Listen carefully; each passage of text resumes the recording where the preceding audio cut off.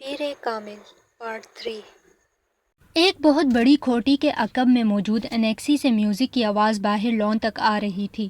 باہر موجود کوئی بھی شخص انیکسی کے اندر موجود لوگوں کی قوت برداشت پر حیرانی کا اظہار کر سکتا تھا، لیکن وہ انیکسی کے اندر موجود لوگوں کی حالت دیکھ لیتا تو وہ اس حیران کن قوت برداشت کی وجہ جان جاتا۔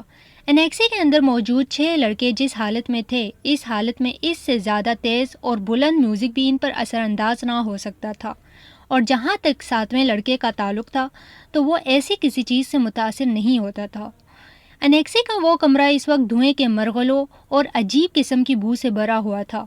قالین پر ایک مشہور ریسٹورنٹ سے لائے گئے کھانے کے کھلے ہوئے ڈبے اور ڈسپوزیبل پلیٹیں چمچے بھی پڑے تھے۔ قالین پر کھانے پینے کی بچی کچی چیزیں اور ہڈیاں بھی ادھر ادھر پھینکی گئی تھی۔ سافٹ ڈرنک کی پلاسٹک کی بوتلیں بھی ادھر ادھر لڑک رہی تھی۔ کیچپ کی بوتلوں سے نکلنے والی کیچپ قالین کو کچھ اور بدنما بنا رہی تھی۔ وہ 7 لڑکے اس قالین پر ایک دوسرے سے کچھ فاصلے پر براجمان تھے۔ ان کے سامنے قالین پر بیئر کے خالی کینز کا ایک ڈھیر بھی لگا ہوا تھا، اور تفریح کا یہ سلسلہ وہیں تک نہیں رکا تھا۔ اس وقت وہ ان ڈرگز کو استعمال کرنے میں مصروف تھے جن کا انتظام ان میں سے ایک نے کیا تھا۔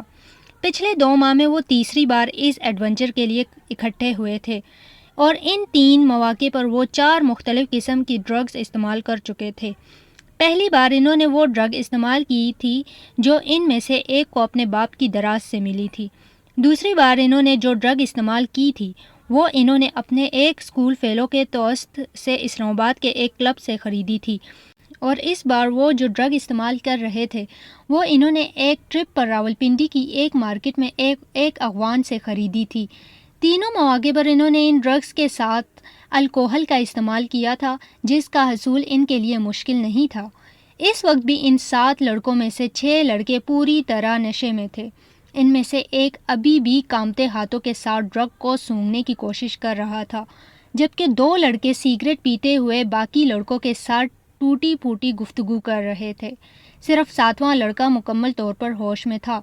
اس لڑکے کا چہرہ مہاسوں سے بھرا ہوا تھا، اور اس کے گلے میں موجود ایک سیاہ تنگ ڈوری میں 3-4 تانبے کی عجیب سی شکلوں کے زیورات پر پروئے ہوئے تھے۔ ایلوس پریسلے سٹائل کے کالرز والی ایک چیکرڈ ڈارک بلو شرٹ کے ساتھ وہ ایک بیہودہ سی سرمئی جینز پہنے ہوئے تھا، جس کے دونوں گھٹنوں پر میڈونا کا چہرہ پینٹ کیا گیا تھا۔ اس نے آنکھیں کھول کر اپنی دائیں طرف موجود لڑکوں پر ایک اچٹتی نظر ڈالی۔ اس کی آنکھیں سرخ ہو رہی تھیں، مگر اس سرخی کے باوجود وہ ایسا کوئی تاثر نہیں دے رہی تھی کہ وہ باقی لڑکوں کی طرح مکمل طور پر نشے کی گرفت میں تھا۔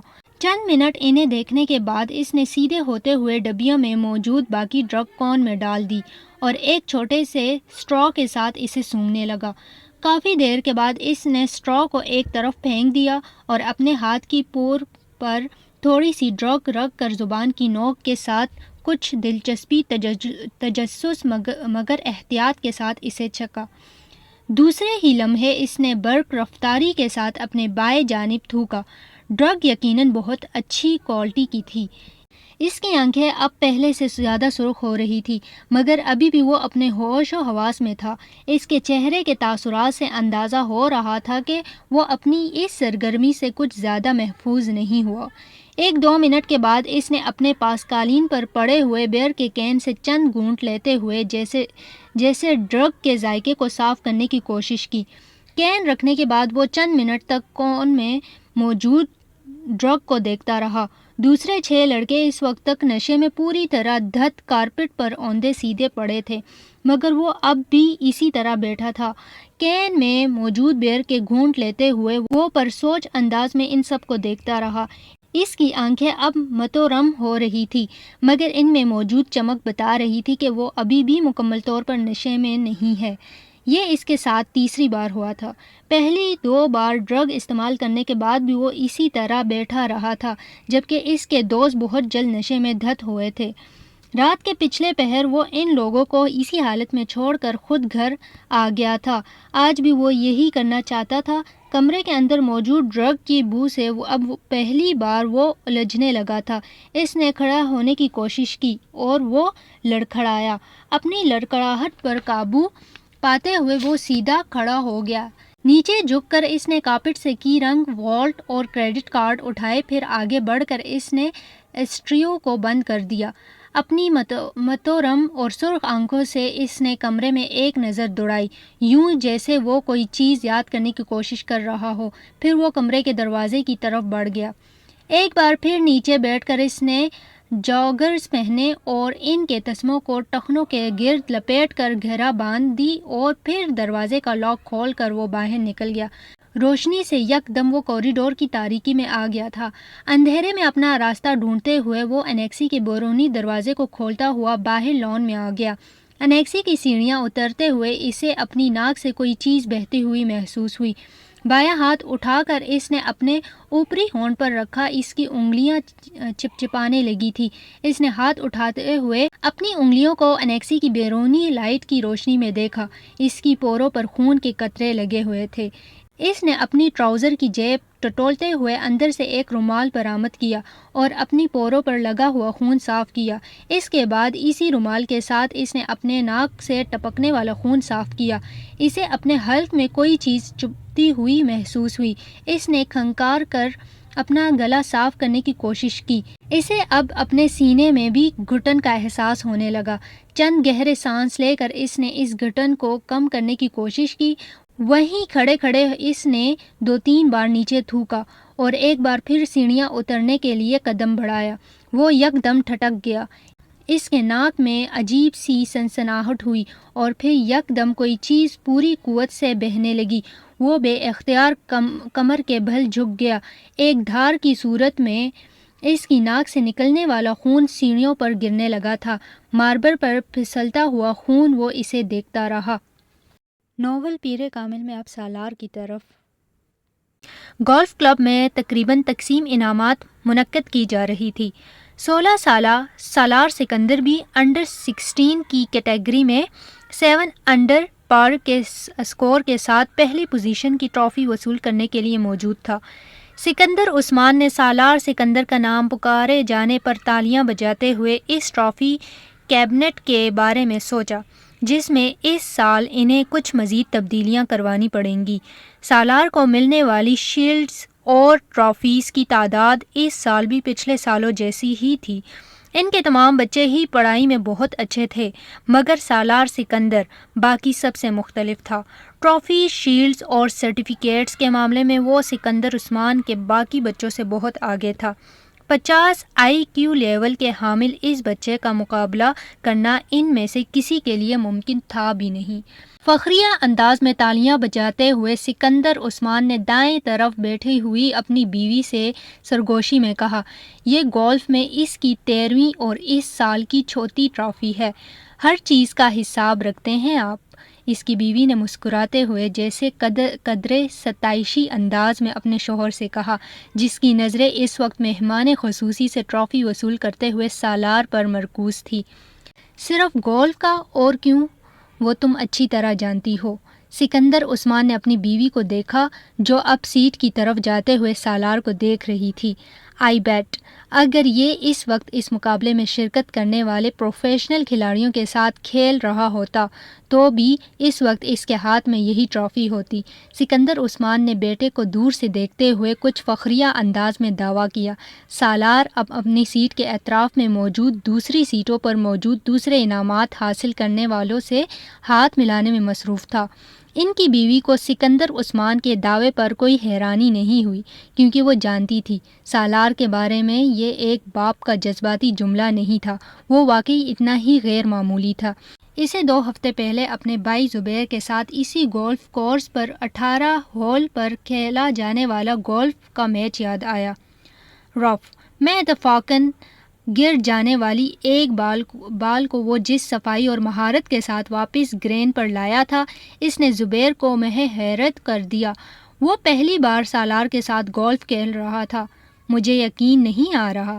18 ہول کے خاتمے تک کسی کو بھی یہ یاد نہیں تھا کہ اس نے یہ جملہ کتنی بار بولا تھا۔ رف سے کھیلی جانے والی اس شاٹ نے اگر اسے محو حیرت کیا تھا تو سالار سکندر کے پٹرز نے اس سے دم بخود کو کر دیا تھا۔ گیند کو ہول میں جاتے دیکھ کر اس نے کلب کے سہارے کھڑے کھڑے صرف گردن موڑ کر آنکھوں ہی آنکھوں میں سالار سکندر اور اس ہال کے درمیان موجود فاصلے کو ماپا تھا، اور پھر جیسے بے یقینی سے سر ہلاتے ہوئے سالار کو دیکھا۔ آج سالار صاحب اچھا نہیں کھیل رہے۔ زبیر نے مڑ کر بے یقینی کے عالم میں اپنے پیچھے کھڑے کیڈی کو دیکھا جو گولف کارٹ پکڑے سالار کو دیکھتے ہوئے بڑبڑا رہا تھا۔ ابھی یہ اچھا نہیں کھیل رہا۔ زبیر نے کچھ استہزائیہ انداز میں کلب کے کیڈی کو دیکھا۔ ہاں صاحب، ورنہ بال کبھی رف میں نہ جاتی۔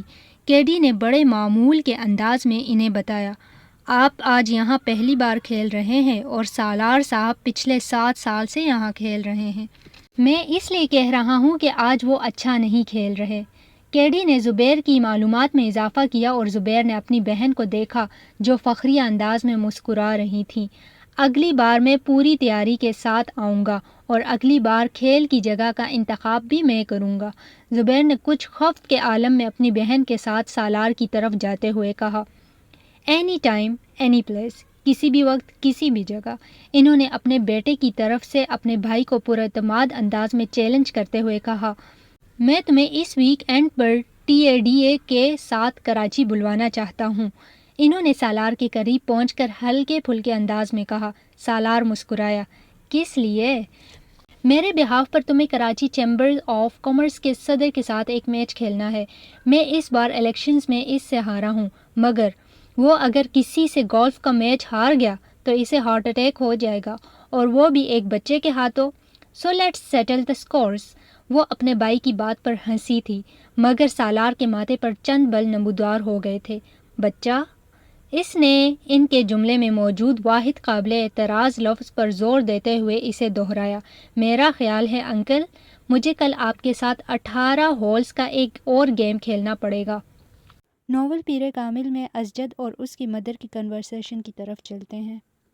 ازجد دروازہ کھول کر اپنی ماں کے کمرے میں داخل ہوا۔ امی، آپ سے ایک ضروری بات کرنی ہے۔ ہاں کہو، کیا بات ہے؟ ازجد صوفے پر بیٹھ گیا۔ آپ ہاشم انکل کی طرف نہیں گئیں؟ نہیں، کیوں، کوئی خاص بات ہے؟ ہاں، امامہ اس ویک اینڈ پر آئی ہوئی ہے۔ اچھا، آج شام کو چلیں گے۔ تم گئے تھے وہاں؟ شکیلہ نے مسکراتے ہوئے کہا۔ ہاں، میں گیا تھا۔ کیسی ہے وہ؟ اس بار تو خاصے عرصے کے بعد آئی ہے، شکیلہ کو یاد آیا۔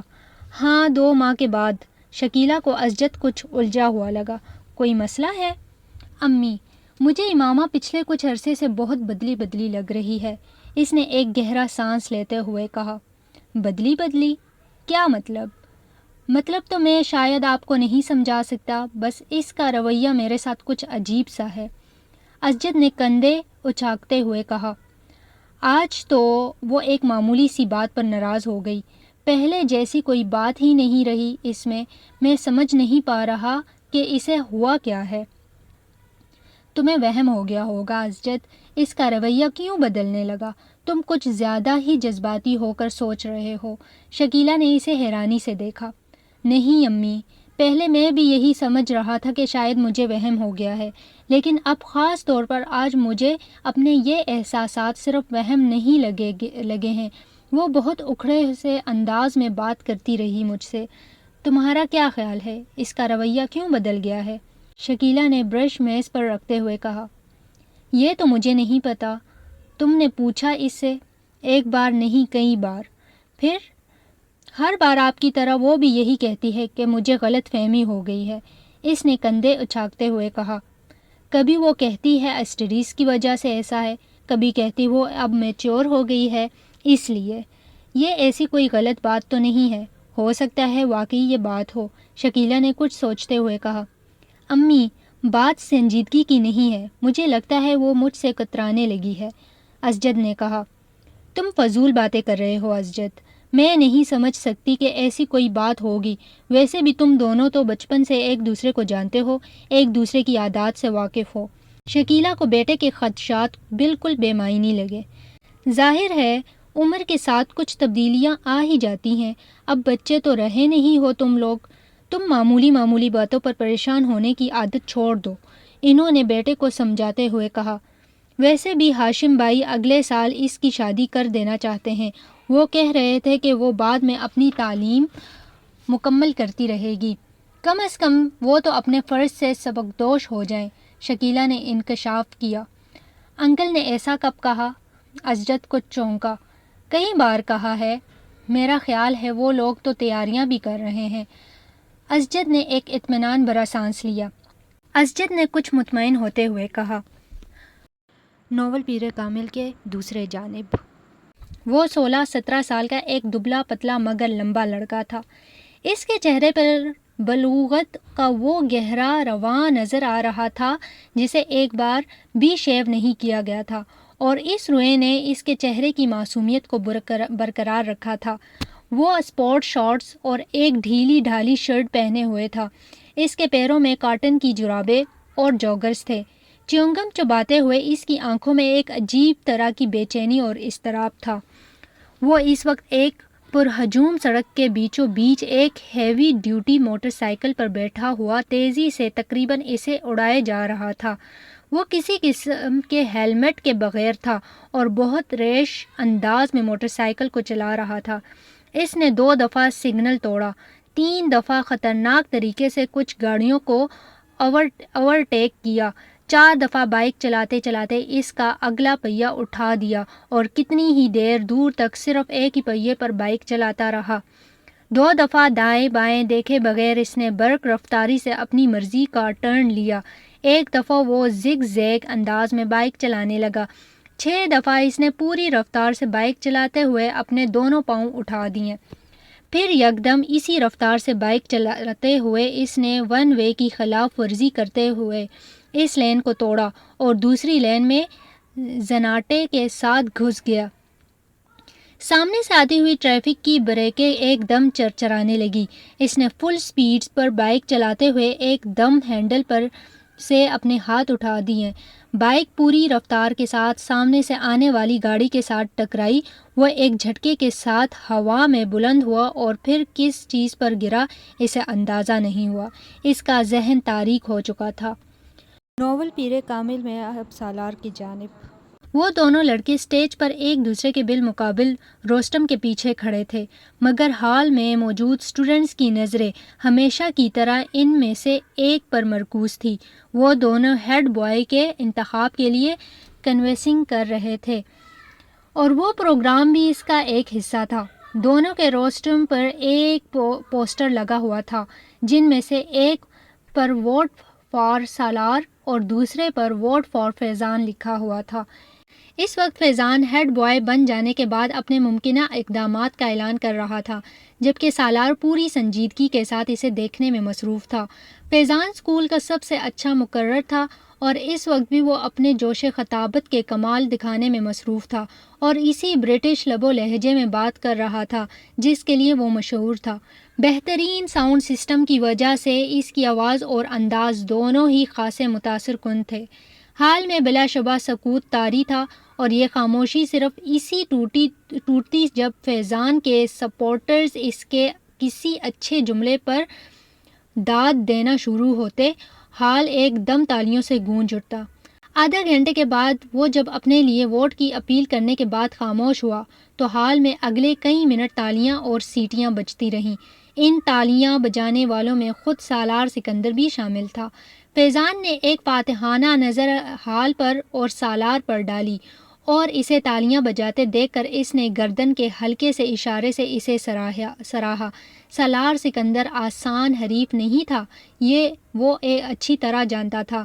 اسٹیج سیکرٹری اب سالار سکندر کے لیے اناؤنسمنٹ کر رہا تھا۔ تالیوں کی گونج میں سالار نے بولنا شروع کیا۔ Good morning friends. وہ ایک لہجہ ٹھہرا۔ فیضان اکبر ایک مقرر کے طور پر یقیناً ہمارے اسکول کا اثاثہ ہے۔ میں یا دوسرا کوئی بھی ان کے مقابلے میں کسی سٹیج پر کھڑا نہیں ہو سکتا۔ وہ ایک لمحے کے لیے رکا۔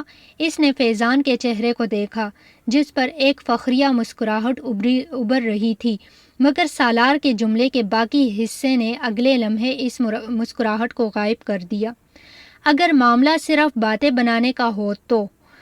ہال میں ہلکی سی کھلکھلاہٹیں ابھری۔ سالار کے لہجے کی سنجیدگی برقرار تھی، مگر ایک ہیڈ بوائے اور مقرر میں بہت فرق ہوتا ہے۔ مقرر کو باتیں کرنی ہوتی ہیں، ہیڈ بوائے کو کام کرنا ہوتا ہے۔ دونوں کے درمیان فرق ٹاکر اور ڈوئر کا ہوتا ہے، اور great talkers are not great doers. Salar کے سپورٹرز کی تالیوں سے حال گونج اٹھا۔ میرے پاس فیضان اکبر جیسے خوبصورت لفظوں کی روانی نہیں ہے، اس نے اپنی بات جاری رکھی۔ میرے پاس صرف میرا نام ہے اور میرا متاثر کن ریکارڈ، اور مجھے کنونسنگ کے لیے لفظوں کے کوئی دریا نہیں بہانے، مجھے صرف چند الفاظ کہنے ہیں۔ وہ ایک بار پھر رکا۔ Trust me and vote for me, مجھ پر اعتماد کرے اور مجھے ووٹ دیں۔ اس نے شکریہ ادا کرتے ہوئے جس وقت اپنے مائک کو آف کیا، اس وقت حال تالیوں سے گونج رہا تھا۔ 1 منٹ 40 سیکنڈز میں وہ اسی نپے تلے اور کیلکولیٹڈ انداز میں بولا تھا جو اس کا خاصہ تھا، اور اسی 1.5 منٹ نے فیضان کا تختہ کر دیا تھا۔ اس ابتدائی تعارف کے بعد دونوں امیدواروں سے سوال و جواب کا سلسلہ شروع ہوا تھا۔ سالار سکندر ان جوابات میں بھی اتنے ہی اختصار سے کام لے رہا تھا جتنا اس نے اپنی تقریر میں لیا تھا۔ اس کا سب سے طویل جواب 4 جملوں پر مشتمل تھا، جبکہ فیضان کا سب سے مختصر جواب بھی 4 جملوں پر مشتمل نہیں تھا۔ فیضان کی وہ فصاحت و بلاغت جو پہلے اس کی خوبی سمجھی جاتی تھی، اس وقت اس سٹیج پر سالار کے مختصر جوابات کے سامنے چرب و زبانی نظر آ رہی تھی، اور اس کا احساس خود فیضان کو بھی ہو رہا تھا۔ جس سوال کا جواب سالار ایک لفظ یا ایک جملے میں دیتا، اس کے لیے فیضان کو عادتاً تمہید باندھنی پڑتی، اور سالار کا اپنی تقریر میں اس کے بارے میں کیا ہوا یہ تبصرہ وہاں موجود اسٹوڈنٹ کو کچھ اور صحیح محسوس ہوتا کہ ایک مقرر صرف باتیں کر سکتا ہے۔ سالار سکندر کو ہیڈ بوائے کیوں ہونا چاہیے؟ سوال کیا گیا۔ کیونکہ آپ بہترین شخص کا انتخاب چاہتے ہیں، جواب آیا۔ کیا یہ جملہ خود ستائشی نہیں ہے؟ اعتراض کیا گیا۔ نہیں، یہ جملہ خود شناسی ہے۔ اعتراض کو رد کر دیا گیا۔ خود ستائشی اور خود شناسی میں کیا فرق ہے؟ ایک بار پھر چبھتے ہوئے لہجے میں پوچھا گیا۔ وہی جو فیضان اکبر اور سالار سکندر میں ہے، سنجیدگی سے کہا گیا۔ اگر آپ کو ہیڈ بوائے نہ بنایا تو آپ کو کیا فرق پڑے گا؟ فرق مجھے نہیں، آپ کو پڑے گا۔ کیسے؟ اگر بہترین آدمی کو ملک کا لیڈر نہ بنایا جائے تو فرق قوم کو پڑتا ہے، اس بہترین آدمی کو نہیں۔ آپ اپنے آپ کو پھر بہترین آدمی کہہ رہے ہیں۔ ایک بار پھر اعتراض کیا گیا۔ کیا اس حال میں کوئی ایسا ہے جو خود کو برے آدمی کے ساتھ ایکویٹ کرے؟ ہو سکتا ہے ہو۔ پھر میں اس سے ملنا چاہوں گا۔ حال میں ہنسی کی آوازیں ابھریں۔ ہیڈ بوائے بننے کے بعد سالار سکندر جو تبدیلیاں لائے گا اس کے بارے میں بتائیے۔ تبدیلی بتائی نہیں جاتی، دکھائی جاتی ہے، اور یہ کام میں ہیڈ بوائے بننے سے پہلے نہیں کر سکتا۔ چند اور سوال کیے گئے۔ پھر اسٹیج سیکرٹری نے حاضرین میں سے ایک آخری سوال لیا۔ وہ ایک سری لنکن لڑکا تھا جو کچھ شرارتی انداز میں مسکراتے ہوئے کھڑا ہوا۔ اگر آپ میرے ایک سوال کا جواب دے دیں تو میں اور میرا پورا گروپ آپ کو ووٹ دے گا۔ سالار اس کی بات پر مسکرایا۔ جواب دینے سے پہلے میں جاننا چاہوں گا کہ آپ کے گروپ میں کتنے لوگ ہیں؟ اس نے پوچھا۔ 6، اس لڑکے نے کہا۔ سالار نے سر ہلایا۔ اوکے، سوال کریں۔ آپ کو کچھ حساب کتاب کرتے ہوئے مجھے بتانا ہے کہ اگر ہم 2,67,895 میں 9,52,852 کو جمع کریں، پھر اس میں سے 3,99,999 کو تفریق کریں، پھر اس میں 9,29,292 کو جمع کریں، اور اسے وہ سری لنکن لڑکا ٹھہر کر ایک کاغذ پر لکھا ہوا ایک سوال پوچھ رہا تھا۔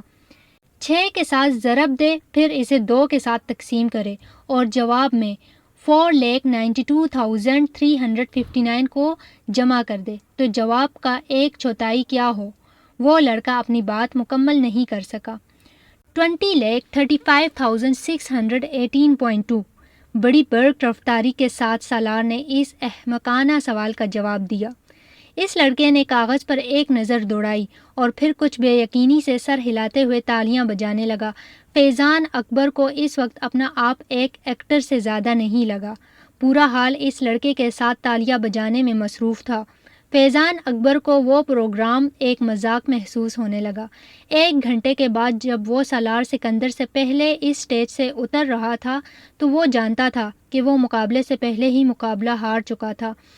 150 کے IQ لیول والے اس لڑکے سے اسے زندگی میں اس سے پہلے کبھی اتنا حسد محسوس نہیں ہوا۔ ناول پیر کامل کا پارٹ 4 آڈیو ورژن سننے کے لیے ویڈیو کو لائک کریں اور چینل کو سبسکرائب کریں۔